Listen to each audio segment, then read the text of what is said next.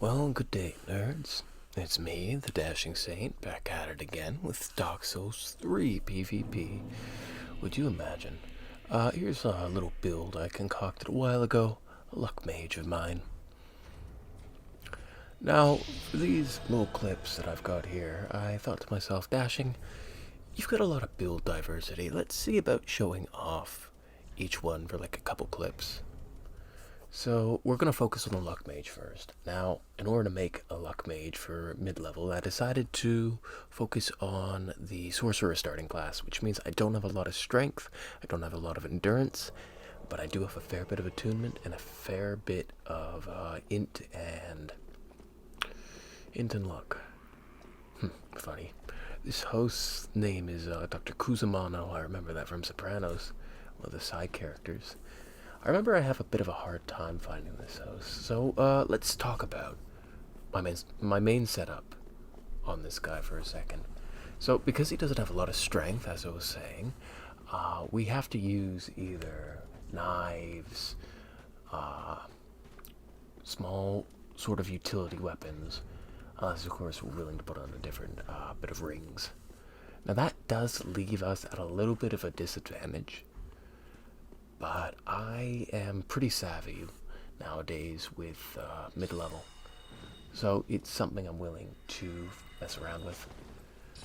Now this host, he came at me with BKCS, and already I'm thinking, alright, he means business, but he ended up being a complete and utter Kevin, so I felt really bad about doing this. Messing around, ensuring that I've got everything I need prepared, and I mess up my buff. Bit unfortunate. Now, interesting thing, the man grub staff, which is the main thing you should be using on a luck mage. You really can't see what benefits it gets from luck scaling. It doesn't really appear, but I can tell you that at +5, because it upgrades with Twinkling Titanite, it gets S scaling. Here, it gets about A scaling with luck. And yeah, poor guy. Oh god, I think 5 times in a row. So let's move on to the next clip. If I were to remake this build, I'd probably go with a little bit less vigor. It's a little too chunky, but he does have good luck here. And sometimes against the more meteor ganks, you want a lot more vig. But I thought maybe I can bring him down to like maybe 22, and then use Pierce Restraint for 27. But at the same time, I'm still messing around. I don't even know what fashion I want to keep on this guy. So I noticed that none of the PvE has really aggroed over there. So I'm thinking to myself, okay, maybe they're further in the level. And I did see a health bar pop up around the dogs. So in a moment I take a look. I see that nothing in the dark room has really been touched. So I get a little confused. I backtrack and I try to find out what's been killed. Now, as we find out over here, it's the dogs, and I'm very skeptical. Thinking, okay, maybe they worked their way back to the bonfire. There's really no good way on how to find hosties after this point, besides following the trail of dead bodies. But if they run through the dark room, they don't really need to aggro much, so I'm just looking around here. And I figure if they aren't like hiding around a corner and they haven't aggroed anything here, then they're probably a lot further down. Now, one thing I'm really bad with homing soul mass is I'm very unmindful of like doorways, so I end up losing a lot of my soul masses. Perhaps there's a better way on how to ensure you don't get clipped with them. But maybe somebody in the community can tell me.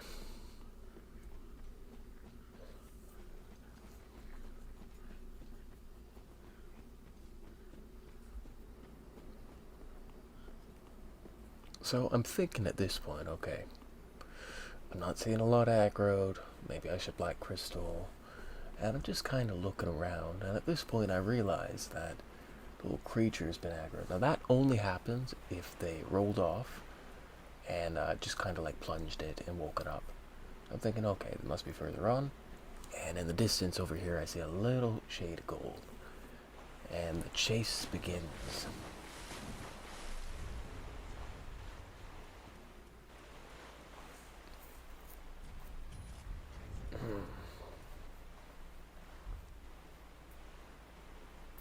I seem to have him at a little impasse, and the build gives me a little wave before the host takes off through the main part of the sewers. Try to quickly grapple with the Sunbro, but he seems to want to keep with his party, so I'm kind of stuck following him. Now, a key thing to remember is in bodies of water around here, it's very useful to have lightning damage.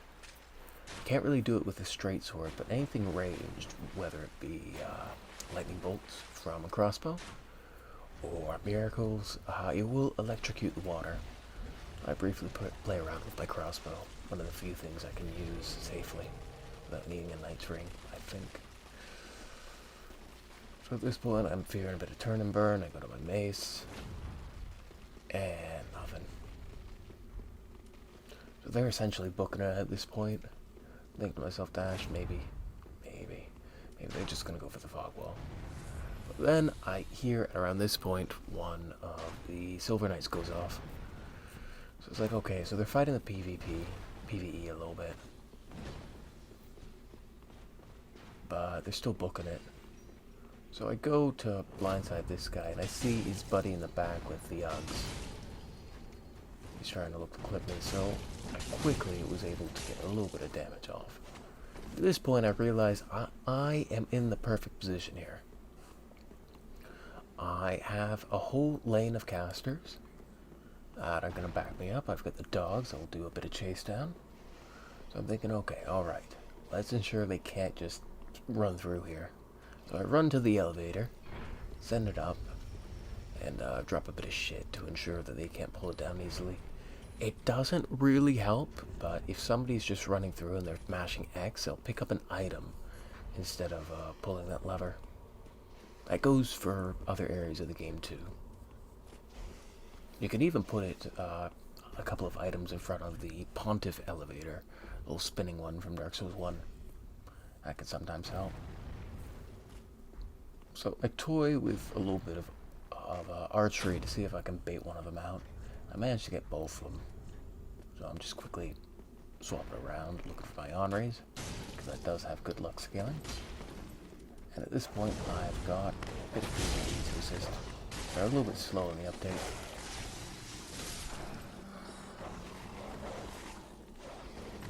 Notice we've got a wee bit of latency. I play on a base PS4, so sometimes I'm at a disadvantage when it comes to that. Not much I can do. Tried to go for a cheeky headshot, but it didn't quite work. And that's both of them down. Lovely. So now at this point it's just me and the host. Thinking, okay, if he's running through, then what he's either going to do is he's going to try and run past me. So I briefly toy with what I want for chase down. I end up deciding on the poison Stora Greatsword, because I got that wonderful weapon art. But unfortunately, I'm just a little too slow, and with my stamina, ends up being a bad choice. Managed to get him with a running attack, though. I was very lucky. And I ended up clipping the wall. That was unfortunate. So he realizes that I've blocked him in, so he makes the idea to run to the boss. I think at this point I tried to swap to my partisan, but I find it a bit difficult because I don't have the stats to normally use it. Even with Knight's Ring, I have to two-hand it. So again, this is another downside of the build. But at this point, I've got him, and I'm thinking, what can I do? With our latency, I'm stuck doing chase down with a spear. Partisan was not the best choice here. But thankfully, I've got the Pontiff Knight to roll catch him. And one and done. It wasn't too bad. But now I think we swap builds. We go over to Pinkago, who is my 61 +6 dex build, but she's got a lot of endurance, and I mostly use her with the Old Wolf Curve Sword. It's a very good choice at mid-level. The issue is it uses so much stat allocation to make it work, but because I'm willing to cut corners on my builds, I find a little bit of love for it. And also, being a dex build at mid-level is quite useful, because at that point your sharp infusions really start to rock. Going from A to S scaling on some weapons like the Painting Guardian Curved Sword, Lothric Knight Straight Sword, Astora, and your katanas too. Overall, all really good choices for a mid-level dex build because they don't require too much stamina, and none of them are particularly heavy. Now, as you can see, I got 3 pyros on me. I normally don't run them, and I just mostly go for Iron Flesh, but around this level I get a lot of descaled. So it's good to have something more reliable than, say, Gravity. It's a do-all end-all. See, Hosty waving. At first I think it's an ambush, but it seems like maybe he was Invader here. Interesting fashion.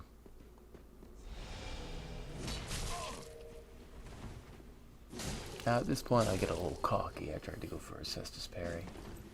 Very hard to do on base PS4. But not impossible. At this point I'm trying to waggle to him, tell him to like heal up, but he wants to make a stand. So I try and give him like a good fight. But I'm not looking to duel, so we end it here. We give him a little wave, and we move for the next big one. He was a good fella. It's just I prefer a little bit more of an actual invasion. That's not too much to ask for. Too many people just hugging bonfires these days looking for a 1v1. Not what I'm looking for. I like engaging the parties.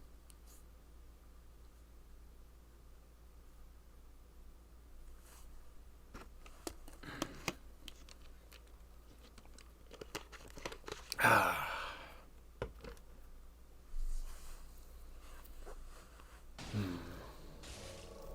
trying to remember what this one was. Yeah.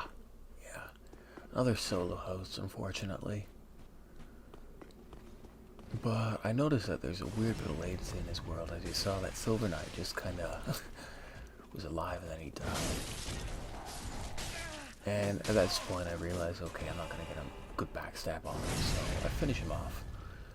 And the Old Wolf Curve Sword, the more you attack with it, the higher the damage, and a chance of getting a little bit of HP back. So it's got a buffed version of the Pontiff Knight rings. So let's look at another build. This is my 64+10. It's a bit weird to play around with. Now 64+10 invades from, I think, 58+8 to 90+10. So it's perfect for endgame DLC without going, say, for the 90+10 range. It uses a mix of frost and fire weapons, which plays really weird. Now, the downsides of this build is I don't exactly have good poise choices besides, going for like a mace or Cestus. At this level, even if I infuse it with, say, Dark, with my limited scaling, it's not going to do enough for me. So I have to kind of rely on some underhand methods, using my buffs, my spells, good spacing, and in this case using Untrue Dark Ring to see what type of players I'm encountering. So they're hugging the bonfire, and I see the Sunbros messing around in his inventory. He's over-leveled. He swaps from his Claymore to an Uggs. Now, it could just be a me thing, but I suck fighting an Uggs, or a Gugs in this case, in a gank. Plus, I got like a really good poise choice, because it just shits out damage. The good thing is, it's a vertical Uggs. Only on the R2s does it get horizontal. So it's a lot easier to rule than, say, Z Honda. But the hit stun from the attacks is quite bad. Here I'm just testing out the latency and his damage. He manages to get a nasty backstab on me. I thought maybe I could roll, but it doesn't end up working out. I fear the dragon, so I'm toying with where I want to go. Now the Sunbro takes it to his face, and he ends up getting knocked off. So I'm just trying to finish him off really quickly, and I notice that he falls down. Now the Pus of Men have a friendly fire here, so I take this moment, just kind of pick him off. Keep him in a bit of hit stun, so the Pus of Men could potentially finish him off. He makes the right decision, he books it, but his host comes down. Very unfortunate. Now, I've got a little bit of a one from the host, and I'm trying to essentially bait him in with a creature arm. And I managed to get a frost proc on him, which is nice. Now, the main idea of this build is to do frostbite, and then reset it with a bit of fire damage. I love to find different ways on how to get frostbite going. Now, unfortunately, there's only 2 frost spells in the game, Snap Freeze and Frost Weapon. But with my amount of attunement, I consider Freeze a sort of frost weapon on the R2 from the weapon art. A little bit of a shockwave of an effect, and we also have that wonderful hitbox on the actual physical freeze side. So at this point, the Sunbro comes down, he ends up dying to fall damage. Take it to the dragon, and I've got the host exactly where I want it. Perfectly pinned between the PvE and myself, and the Pus of Man finished him quite beautifully. Ingenious, really. But playing with this build can be quite difficult, because you don't really have a form of DPS. You've got damage over time, which is awesome, but trying to find a way to just finish someone off can be a bit brutal. So we spawn in and we see that a lot of PvE is dead, and we see a blue sentinels in. 2 of them, in fact. So we've got a red that's engaging them with very little PvE support, so we come over and do our best to help them.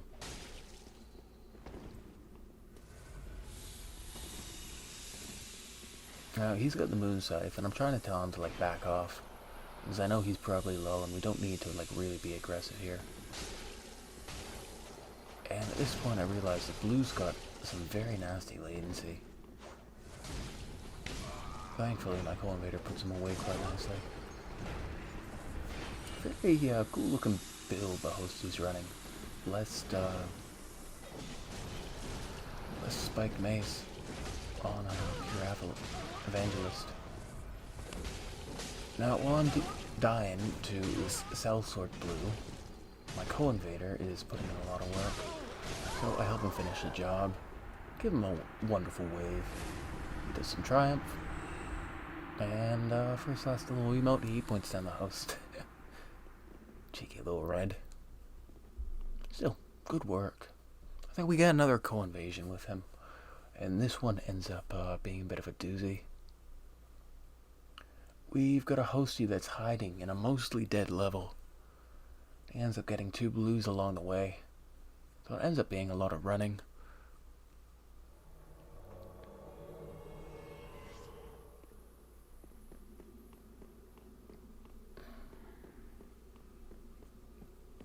So at this point I realize we get a far spawn, because the bonfire's been lit and nothing's really been aggroed over there.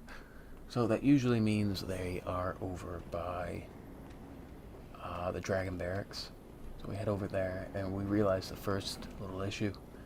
Everything's dead on spawn. By that I mean there's no bloodstains outside of the ones from the PvE. And they are exactly where they usually are if they are unaggro. They're corpses, that is. It's quite unfortunate.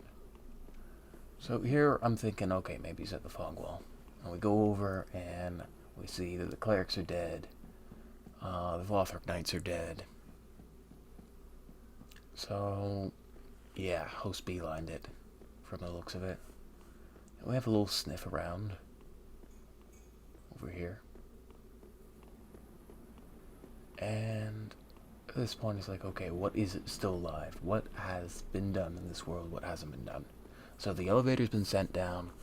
The door's open, but the Lothric Knight is still there. So we get a little bit of PvE support. So I'm thinking, okay, what could he have done? Maybe he went down to go to the Mimic? Maybe. And the first blue comes in. He spawns close to that bonfire, so I'm thinking, okay, maybe he just went back to the bonfire and we just missed him. Curled up in a ball.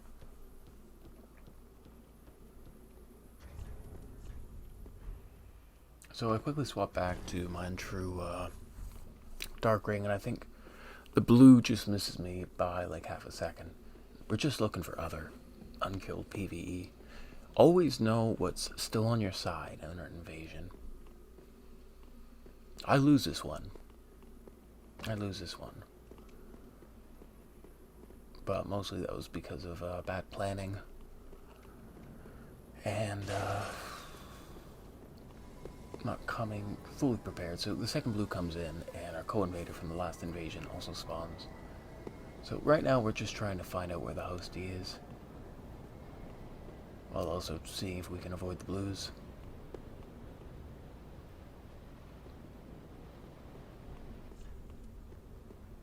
The blues are also looking for the host, so I figured he's not around there, so he must be somewhere else on the map. So I'm looking around for my red. I see him. Wanted to go for a wave, but I messed up my inventory layout. He thinks that I'm hosty there for a second. I pop him a wave. He knows it's me. Now we look to go intercept the blues, but we end up at a very bad disadvantage.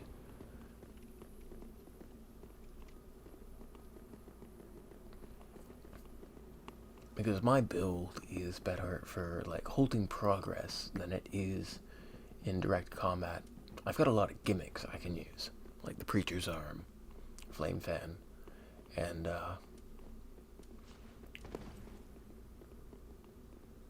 Snap Freeze. But the main issue is, and perhaps I'll be able to find a way on how to come up with some damage on this build, is I've got really nothing good for up close and personal. First I think maybe the red hit me, but no, it's a blue and he's got a moonlight too. That's unfortunate. A mage. And I realize at this point it's the same blue that I was previously fighting in the Evangelist invasion from a few minutes ago.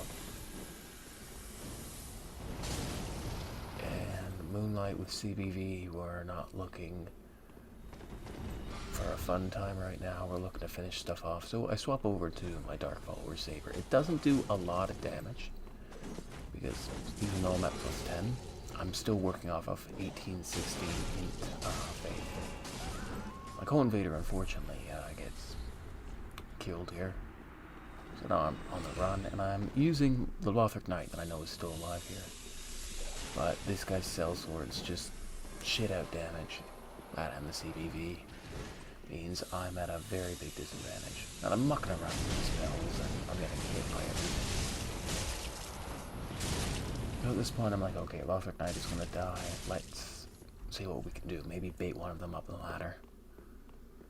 So I quickly go and hide behind this pillar. They can maybe, just maybe, they'll have a little sniff around and take the bait. But no. No, they're looking, and the blue comes really close to finding me. So I quickly run in the opposite direction. I don't want to risk the ladder because he's got CBV, and the other one's got Sellswords. That means death if I get knocked down. I'm willing to fat. So I quickly slow him down. Like a little bit of Snap Freeze. Most people will avoid it like the plague, but Sellsword's lad wants his Concord, and I get my co-invader back. And at this point, I think the CBV blue spots me. And he nails me with it as I was going down, but I only get partially hit by it.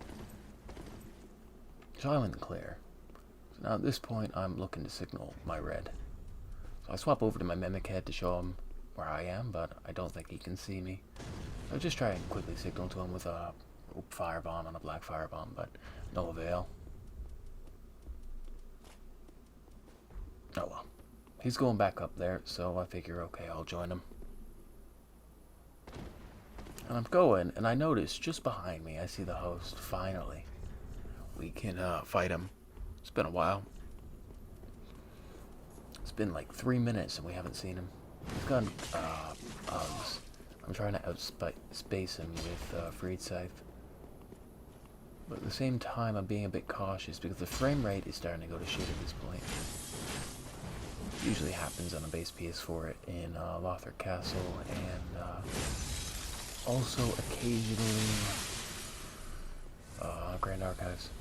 He manages to get me with that charge shard too, I'll give him that. And the CBV Blue comes out of hiding.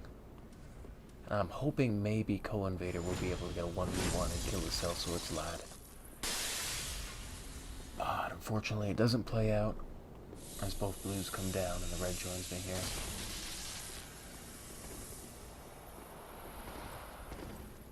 At this point I'm just trying to find out how can I quickly finish him off. Outspacing quite beautifully here. But he's just got way too much stamina, so I don't think he's got enough at that point for the third R1, but I eat it. Which is unfortunate because now I've got Sellswords lad back on me. And Co-Invader's dealing with CBV Boy in the back. So I accidentally rolled to my left, and it's like, oh fuck. So now I'm stuck going back in parts of the level that I know have a little bit of PvE, but the PvE isn't going to be much help. So at this point I realize I see the Wing Knight just out of the corner of my eye, and I realize I can use that room as a little bait area. But unfortunately Sellsword lad, he's just dealing with PvE, so he doesn't notice me.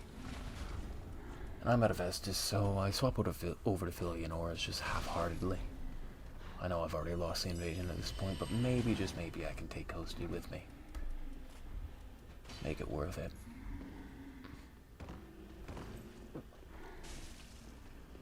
At this point, I notice that some of the PvE is still alive here, so they're backtracking for some strange reason. So I'll get another little 1v1 with the host. And the PvE above manages to Hunter Charm him. And I see my Co-Invader. And he comes towards me. And I show him in a second that I'm all out of Estus. I'm not going to be much help here. But the blues are staying back. Red must have fucked him up quite well. And I think I hear a Pasa Man go off. So I think the red might have baited down one of the blues down there. Either way, I know we're going to have company. So I head down to think maybe I can finish one of them off, but got both blues up my ass, so it ends up being a little Benny Hill moment. They popping down and the red engaging on a different angle.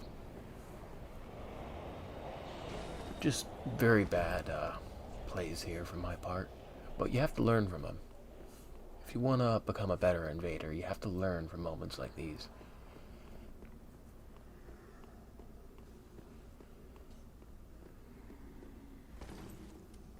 So at this point, I realize the red has swapped spots with me, and I try to go for a backstab, but unfortunately, latency is not on my side here. So again, we're stuck, and he swaps over to Lucerne. Not exactly what I would go for in this spot, but he does have a true combo he can rely on, which is nice. Just not enough poison, I think, to really do much. Yeah, so we'll show him here. Out of Estus. Sorry, bud. And I could have gone for a little bit more regen, but I figure okay. We've been in this world way too long. So let's see about finishing it off. So the Crystal Mage swaps over to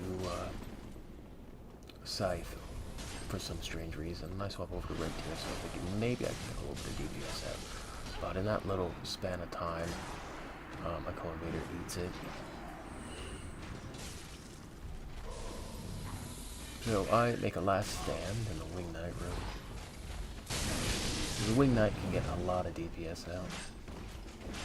But at this point, I make a very big blunder. The Wing Knight blocked the hosts and was out of my line of sight.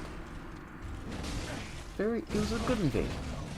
Just a little too long. For me, I think.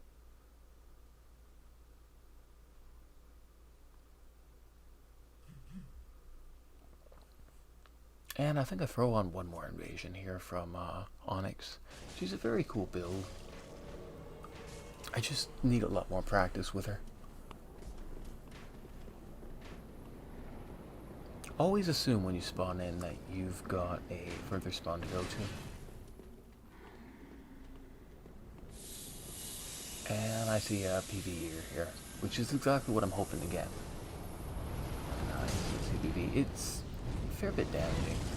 I've got fairly decent fire defense for my fashion.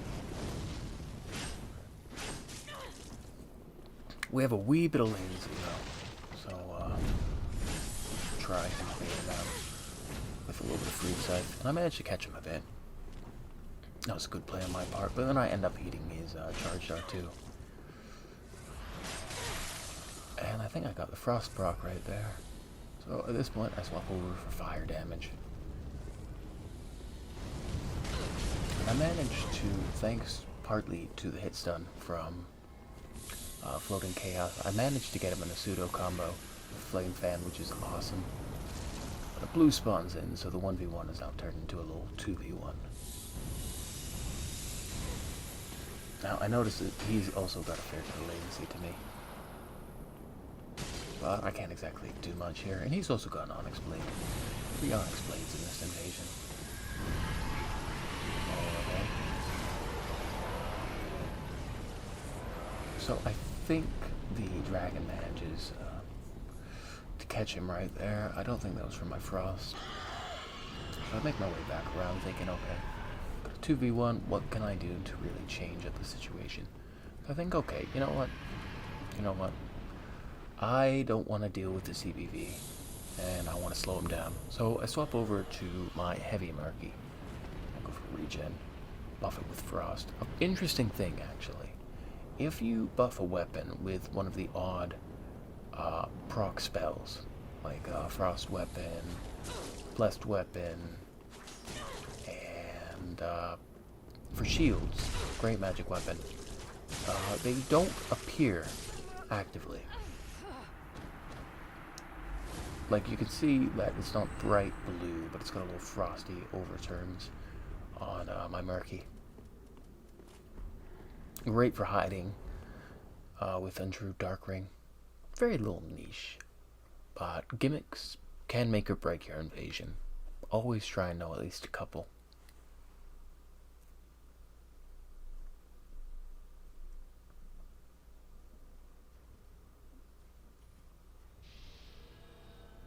And here's a build one last time. I might adjust my stats actually. 40 vigor is more than enough, but I might bring it down to 39 with Prisoner's Chain and put 1 point into Faith so I can use Demon Scar. Feels a little bit more potent, I think, at this level, fully upgraded, instead of my Pyromancer's Parting Flame. A true DLC pay-to-win warrior. But it can't be helped. Anyway, I'll let you guys enjoy this last little invasion without commentary. You guys take care now.